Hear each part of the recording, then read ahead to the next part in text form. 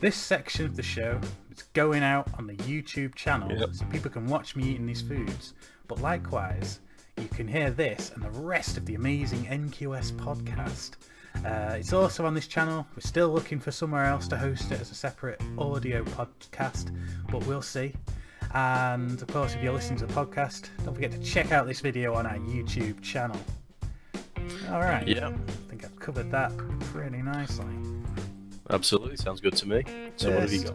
Up is a refreshing Heineken 0.0. It looks a lot like a normal Heineken beer bottle. One of those little, well not little, but kind of little. Those 300ml bottles. Is it like a 330ml bottle? Yeah, that's the one.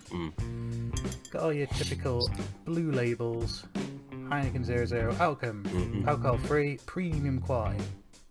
So it's almost like you're getting your beer inspection on right now. But in theory, there's no beer in this. However, it does say not more than alcohol 0.05, so it's lying. There's a smidgen of alcohol. And technically, there's 0.0 still. It's as good as alcohol free.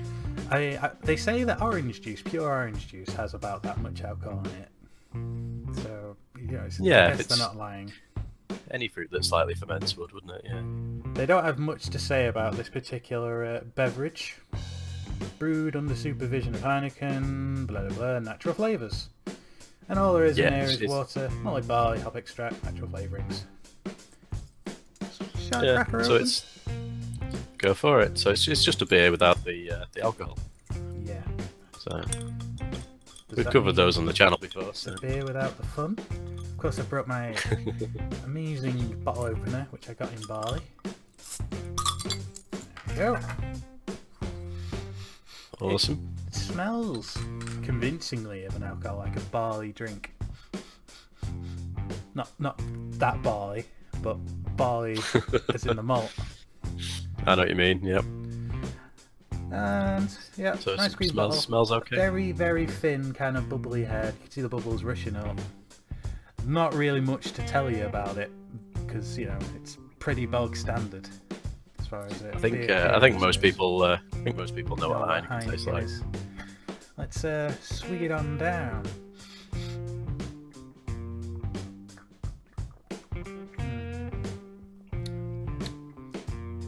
It's got a fairly sort of slightly meaty flavouring to it. Not of meat, but it's kind of tastes like a giant pepperami. Its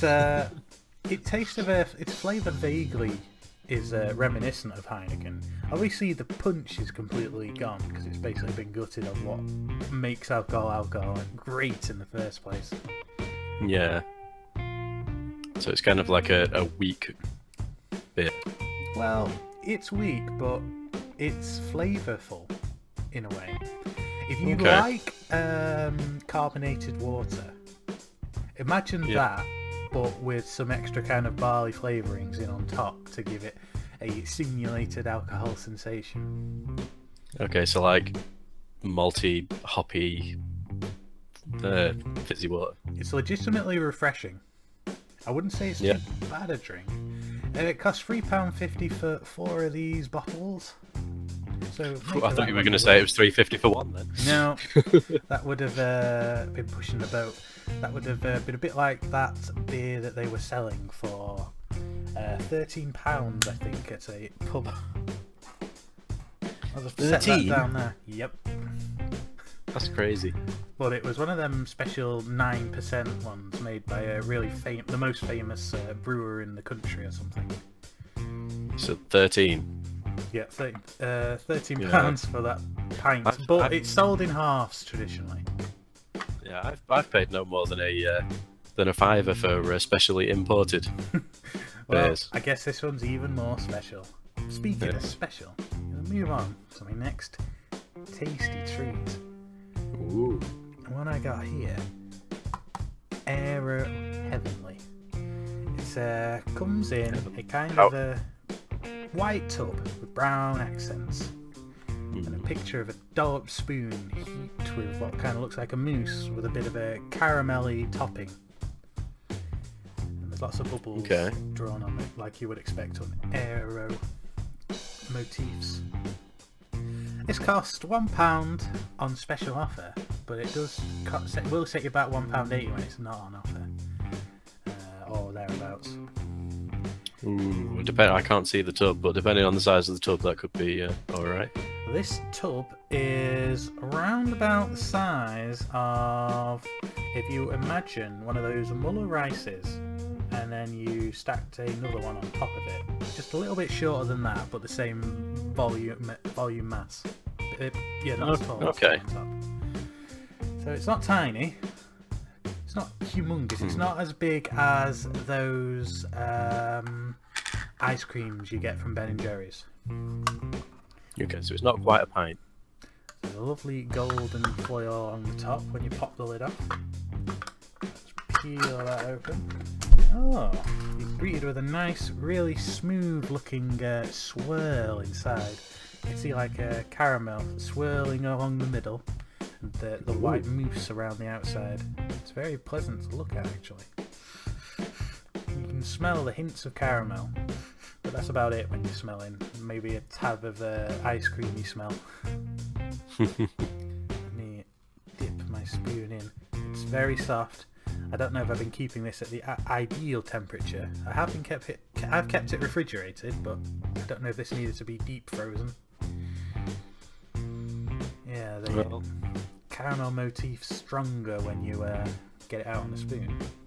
Come on then, let's have a mousse.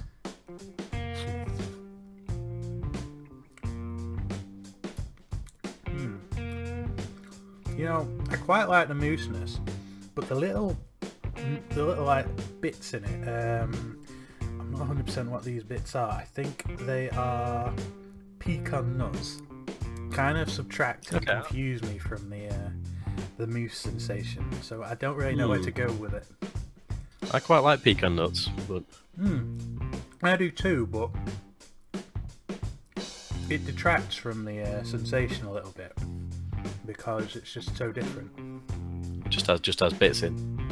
Yeah, it's got a mousse with bits in. Sounds good.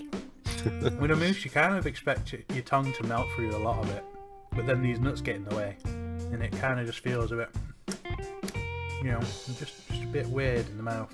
It just gives it an awkward mouthfeel. You're eating a load of soggy, wet nuts, basically.